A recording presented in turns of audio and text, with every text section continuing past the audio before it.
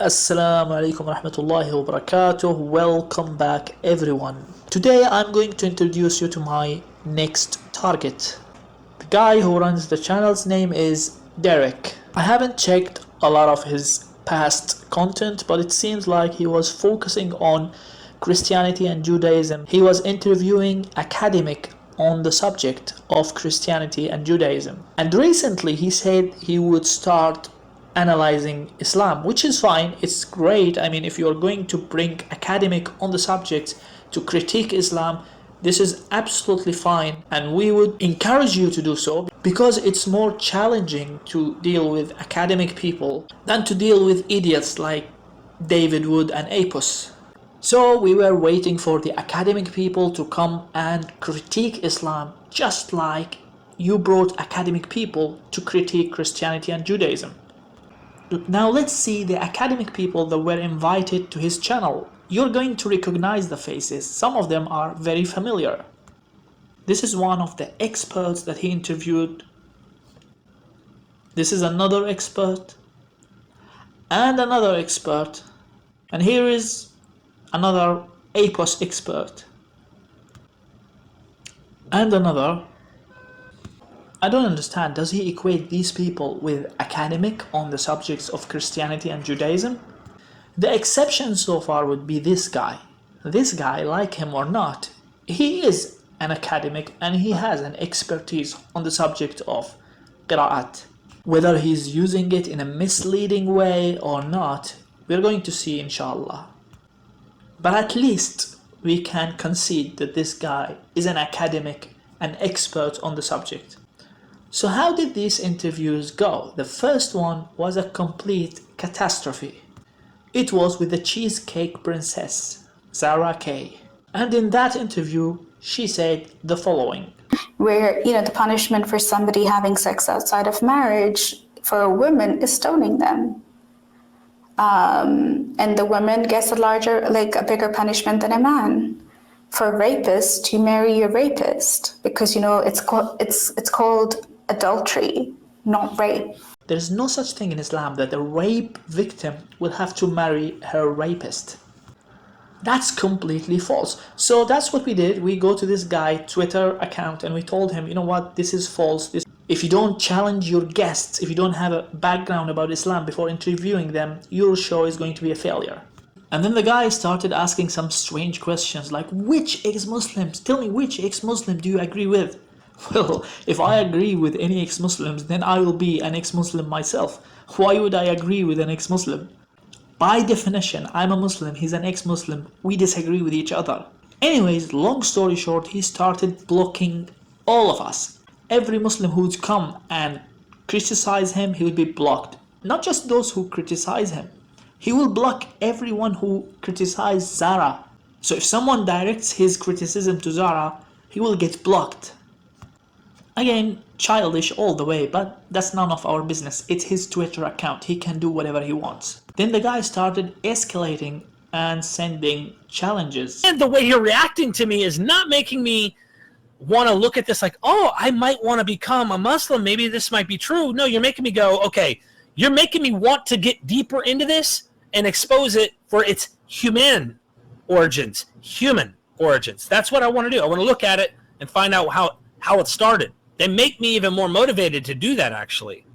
Do you know what you're doing to me when you do that? You are making me more passionate about this. Like, if you want the flames to dwindle, if you want it to go down to something that's not as hot, do not try to stir the waters and make me get more and more obsessed with trying to expose, because I will get to the bottom of this. Well, first of all, if you want your challenge to be taken seriously, you shouldn't say it when you share a platform with APOS, because that will make it laughable.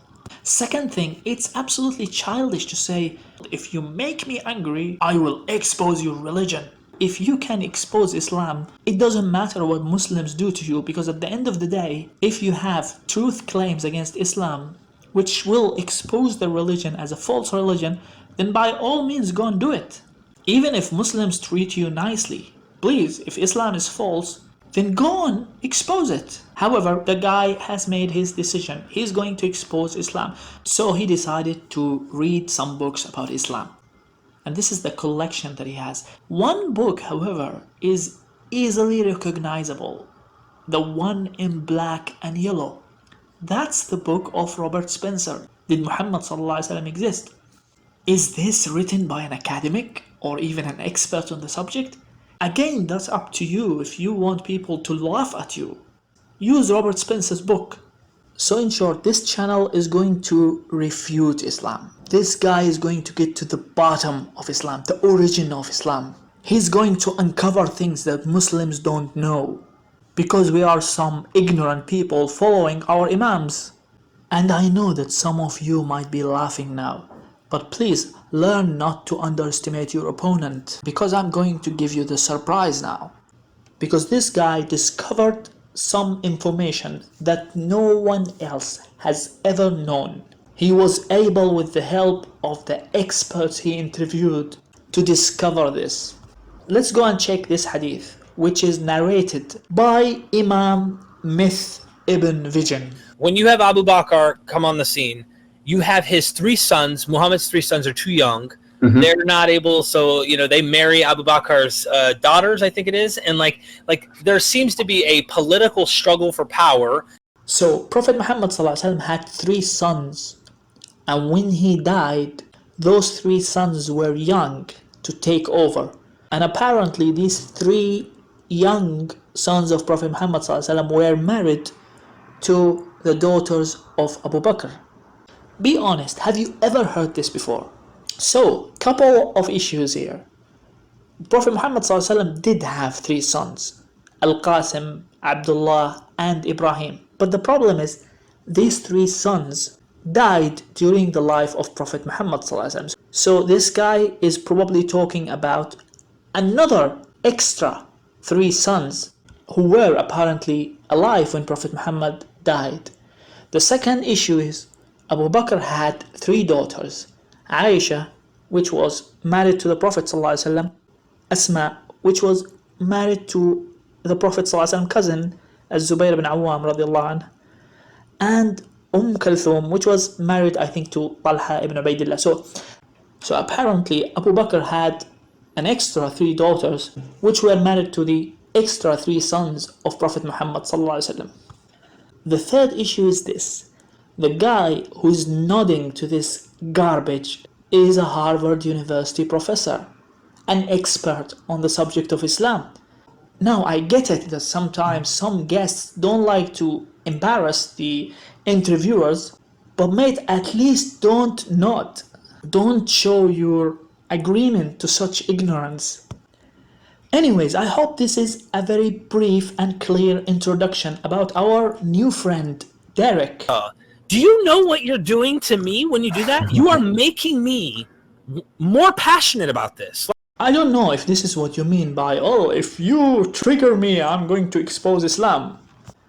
And by the way, just for clarification, I know what's going to happen if he watches this video. He's going to call Apos, please, let's do a live stream, and they will come together. I was like, haha, he didn't find anything to talk about other than this mistake of mine, haha.